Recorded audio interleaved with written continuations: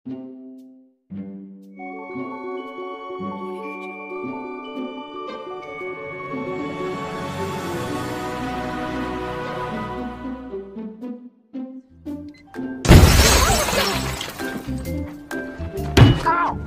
God!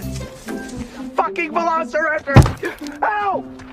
There's a rock in that. Yoyoi para gabut, gimana kabarnya? Semoga jiwa badan dan dompet kalian selalu sehat ya. Kembali lagi bersama Guantong di channel Gabutness, pecinta film spoiler. Karena dari kemarin bahas film tentang perang mulu, kali ini gue akan membahas film yang akan membuat perut kalian terkocok-kocok.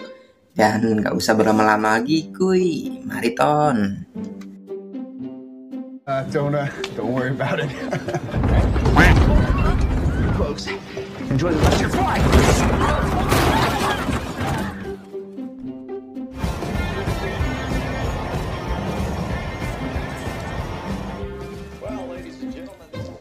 Film dimulai dengan memperlihatkan bapak kopilot pesawat Econo Air bernama Rusty. Ini tampangnya.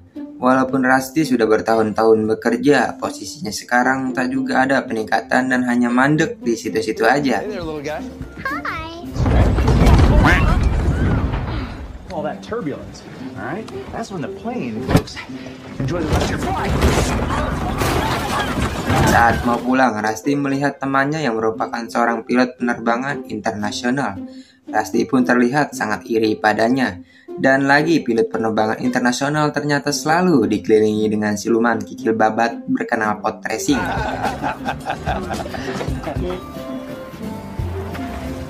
Setibanya di rumah, ternyata Rusty memiliki keluarga cemara yang kelihatan bahagia. Sang istri pirang dan penyabar panggil saja Yuyun, dan anak yang paling besar bernama James, dan sang adik bontot bernama Kevin. Karena si James ini culun dan lemah mental, adiknya selalu menjailinya, sampai-sampai ia menulis kata menyeleneh di gitarnya. It's ruined. Let me have a look.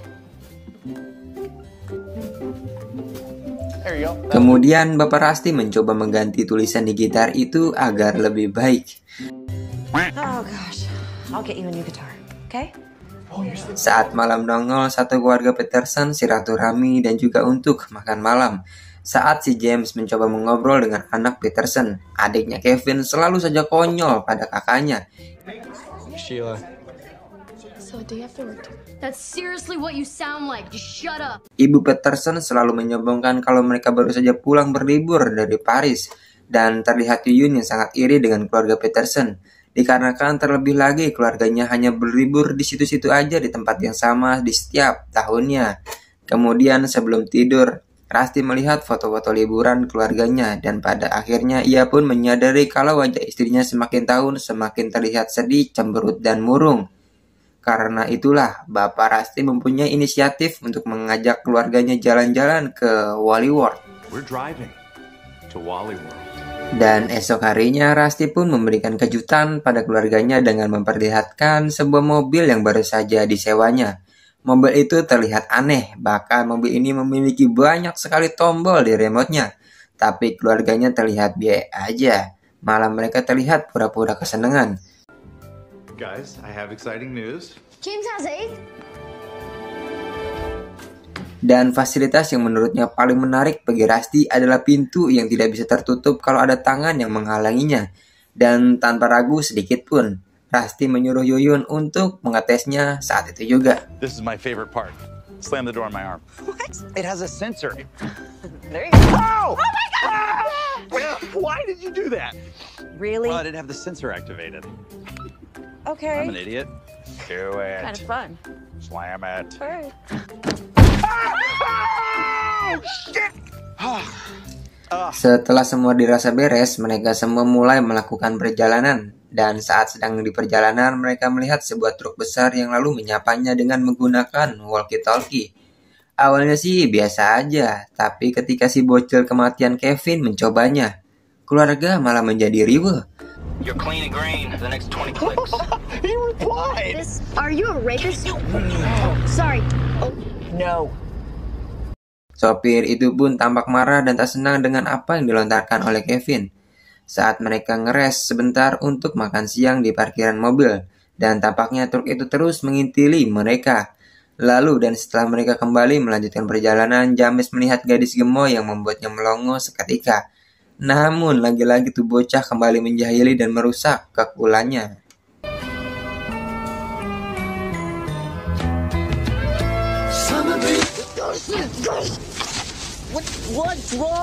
Setelah itu mereka berhenti di sebuah kota tempat Yuyun berkuliah dulu. Namun saat menggunakan Google Map, Rusty sekonyong-konyong tanpa sengaja mengubah pengaturan ke bahasa Kim Jong-un berada. 목적지가 오른쪽에 있습니다.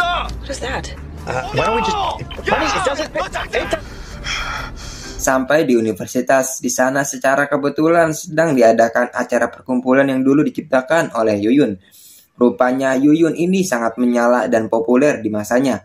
Bahkan dia diabadikan dalam majalah sekolah dan mereka menyebutnya dengan siluman Yuyun yang bisa melakukan apa aja. See? Huh? Oh God. Rusty pun kaget karena ia baru mengetahui hal gelo yang dulu pernah Yuyun lakukan. Karena takut ketahuan, Yuyun pun menolak melakukan semua hal gila itu. Namun akhirnya karena dihina tua dan udah nenek-nenek, dan dikira juga sudah mengaku-ngaku sebagai Yuyun sang legenda, Debbie pun melakukannya.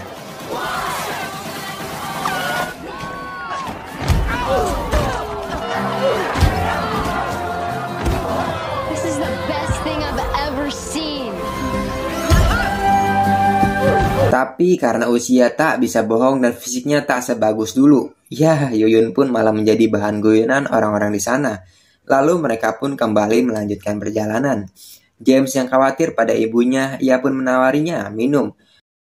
Mommy should try and stay hydrated. Beberapa saat kemudian pengendara truk itu datang lagi dan sepertinya sengaja mengikuti mereka.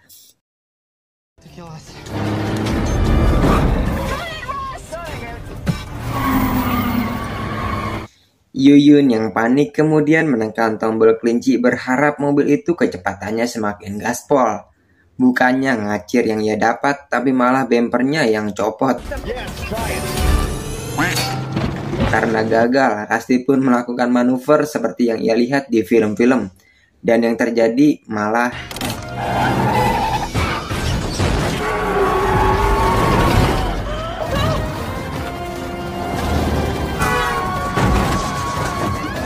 Mobil pun ringsek parah dan mereka pun berhasil selamat dan berhasil lolos. Saat malam poek, mereka pun menginap di sebuah motel di pinggir jalan. Di sana Rusty masih penasaran karena Yuyun bisa melakukan segalanya waktu kuliah dulu. Rusty menanyakan berapa kali Yuyun ngumpul kebo dengan pria yang berbeda. Yuyun pun jujur pada Rusty kalau ia pernah tidur pada 33 lebih pria di kampusnya dulu. How many guys did you sleep with before me? No. Okay, so around. It's around 30. 30. Whew. That's actually reassuring.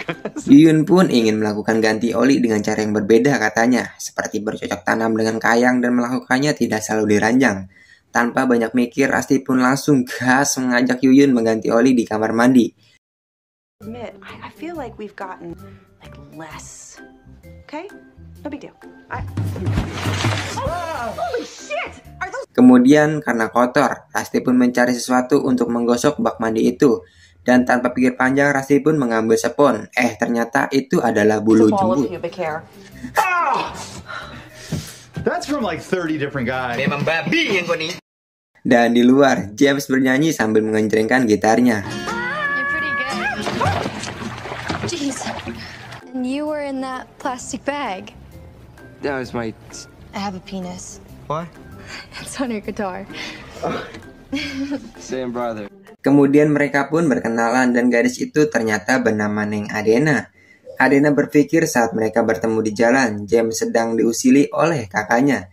Dan tidak lama kemudian Rusty malah muncul di hadapan mereka. Rusty berniat membantu putranya agar terlihat lebih cowok perkasa dan kelihatan laki sejati di hadapan Adena.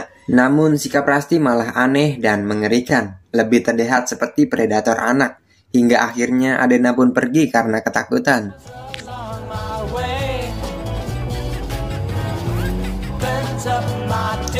Saat pagi mereka kembali melanjutkan perjalanan lagi dan sampai di kota Arkansas. Akan tetapi saat semuanya sedang lelap, Rusty pun digoda oleh gadis berkenal pot racing yang memakai mobil racing pula.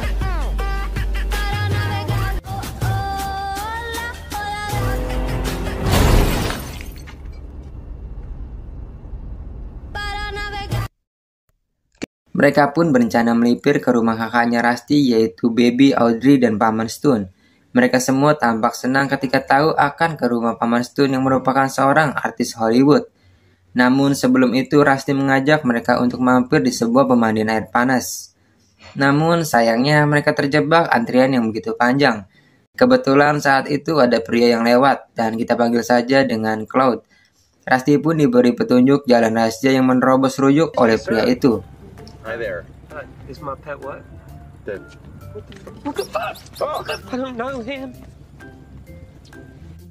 Mereka pun menyusuri jalan ruyuk itu dan tidak lama akhirnya mereka sampai di sebuah kolam air panas yang hanya mereka sekeluarga di sana. Lalu mereka menyebutnya dengan kolam milik keluarga Rusty. Mereka pun langsung nyemplung tanpa melihat tanda peringatan yang ternyata. It's like we found our own private hot spring. That are in this mud here, they draw toxins out of your body. Yeah, that's it. That's it. I can feel my blood.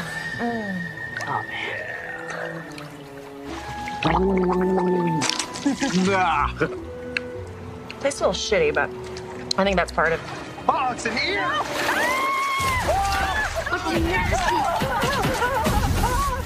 Nyetsin barusan jujur gua ngakak banget. Dan lanjut mereka pun segera naik dan sialnya mobil mereka juga dirampok dan barang-barang mereka ludes di gondol. Dengan kondisi masih luluran dan bertelanjang dada, mereka pun lanjut gas ke rumah Paman Stone. Kemudian saat turun dari mobil mereka baru menyadari kalau ada gambar aneh di mobil mereka.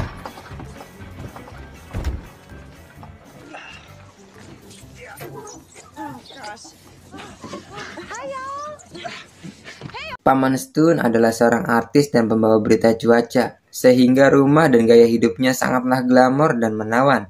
Saking menawannya, Yuyun tergoda dengan ketampanan dan gaya bicara Paman Stone yang sangat menggoda wanita. Stone juga memelihara banyak sapi di sana, bahkan saking sultannya ia memberi makan sapi dengan daging sapi pula. Saat akan tidur, tiba-tiba Yuyun menjadi beringas. Dan pada akhirnya Rusty pun tahu kalau Yuyun tergoda oleh Stone. Saat itu Rusty juga marah karena cincin pernikahannya mereka tidak dipakai oleh Yuyun. Walaupun sebenarnya cincin itu jatuh, tapi Rusty menganggap kalau Yuyun sengaja tak memakainya agar Stone menganggap Yuyun dan Rusty telah berpisah. Namun pada akhirnya mereka pun berbaikan lagi. Saat mereka akan bercocok tanam, ujuk-ujuk Stone masuk dengan tanda gemesnya dan mereview perabotan miliknya. On, off, TV remote. Okay, let me show you. Have yourselves a good night. Keesokan paginya, Rusty membantu Stone dengan kendaraan miliknya untuk menggembala sapi-sapi peliharaannya. Namun saking semangatnya, Rusty malah menabrak seekor sapi.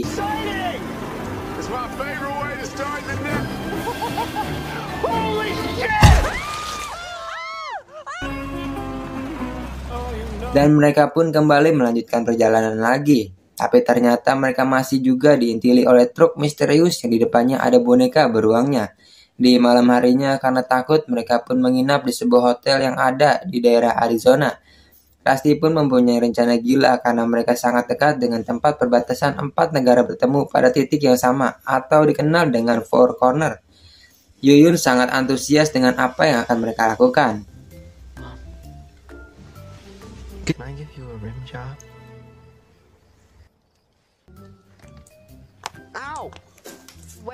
Baru saja ingin beradu jigong, Kevin ujuk-ujuk menimpuk dan malah nongol mengganggu mereka yang asik berduaan. Adena pun kaget karena ternyata selama ini James diganggu oleh bocil kematian dan bukan kakaknya. Adena pun menyarankan pada James untuk memberikan pelajaran pada adiknya itu. Okay, so you want to do this now? Bullying? Fine, I'll stop bullying. Just stop doing this. Sit right now. Di tempat lain, Rusty dan Yuyun telah sampai di monumen 4 negara untuk servis ganti oli. Tapi mereka malah terkejut karena di sana bukan hanya mereka berdua saja yang ingin servis.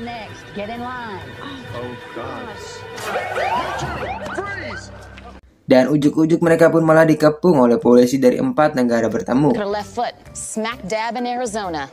You weak. These people are clearly in the state of Colorado. That's my jurisdiction. Hey, stay out. I'm gonna stay, buddy. Oh, yeah? What are you gonna do now? I'm not afraid, man. How about that, huh? Oh, he's like I'm afraid. What? You bet. You bet. What you want? Stay out of this. You trying to stay calm? Everyone down? Okay.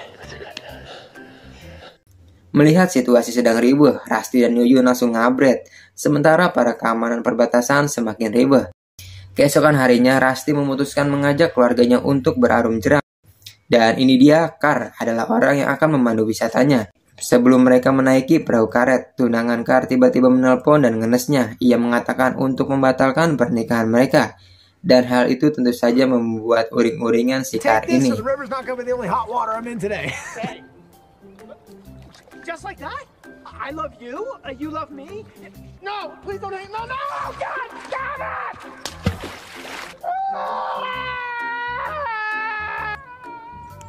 Who's ready to go on the river?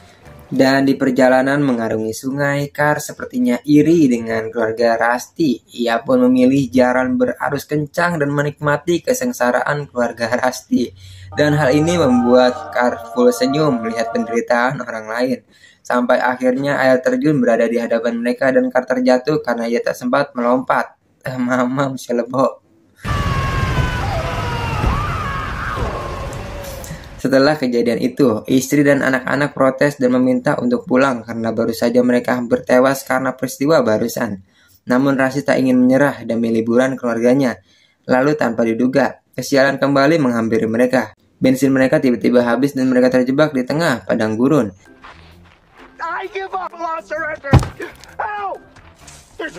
Kemudian Rusty sok tahu dan menghidupkan mobil dengan remote. Namun malah semua kaca mobil tiba-tiba pecah.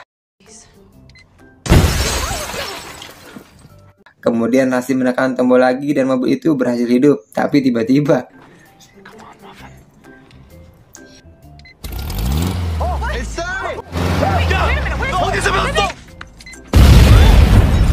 Wasn't, right? We all wanted to go. I didn't.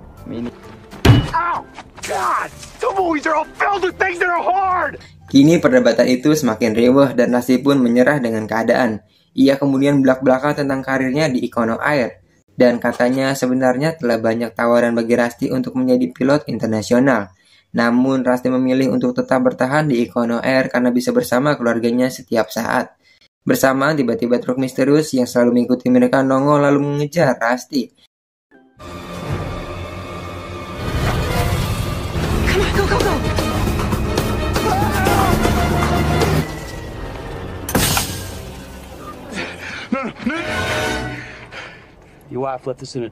Ternyata ia hanya ingin mengembalikan cincin milik Yuyun yang terjatuh di restoran. Pengemudi itu pun lalu memberikan tumpangan sampai ke San Francisco. Saat sampai di sana, mereka pun sangat-sangat berterima kasih pada supir truk yang ada boneka beruang itu. Mereka pun sampai di penginapan rumah orang tua Rusty. It's the worst bed and breakfast we've ever been to. They ought to shut this place down. Look who made it. Mereka pun makan malam bersama, dan James pun mendapatkan gitar baru dari sang abah. Sang abah dan nenek menanyakan kabar Audrey dan Stone. Yuyun pun menjawab kalau mereka sangat bahagia di sana. Abah dan nenek mengatakan kalau pernikahan mereka hanyalah topeng, karena mereka bebas tidur dengan siapapun sepanjang tahun katanya. Tentu pernikahan Yuyun dan Rusty sangatlah berbeda dari keluarga Stone. Pernikahan dan keluarga Rusty sangatlah sakinah mawaddah warohmah katanya. Dan kini Yuyun pun menyadari sesuatu dari Rusty. Ia pun menyadari kalau Rusty benar-benar pria dan suami terbaik baginya. Will you continue to be my wife? Us. You have been trying so hard to make this trip. Mereka pun kemudian sepakat untuk melanjutkan perjalanan. Namun karena mobil mereka telah ringsek, sang abah pun memberikannya mobil kece kepada Rusty.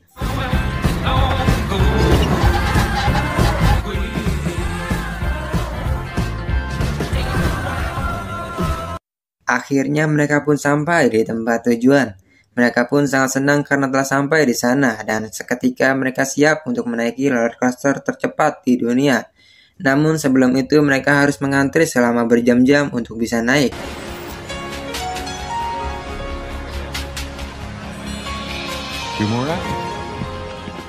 Setelah perjuangan akhirnya kini tibalah giliran mereka. Namun sekonyong-konyong ada orang memotong antrian mereka karena mereka memiliki tiket platinum yang artinya mereka bisa naik tanpa harus mengantri.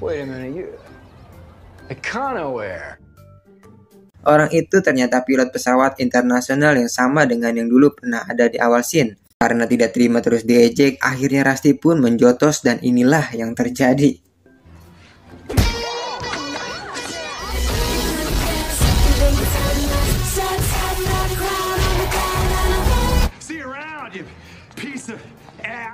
Alhamdulillahnya keluarga itu pun menyerah dan keluarga Rusty bisa naik roller coaster tercepat di dunia.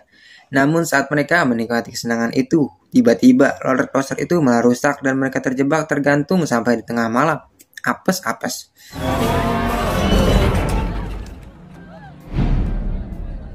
Keesokan harinya, Rusty memberikan hadiah selanjutnya pada istrinya.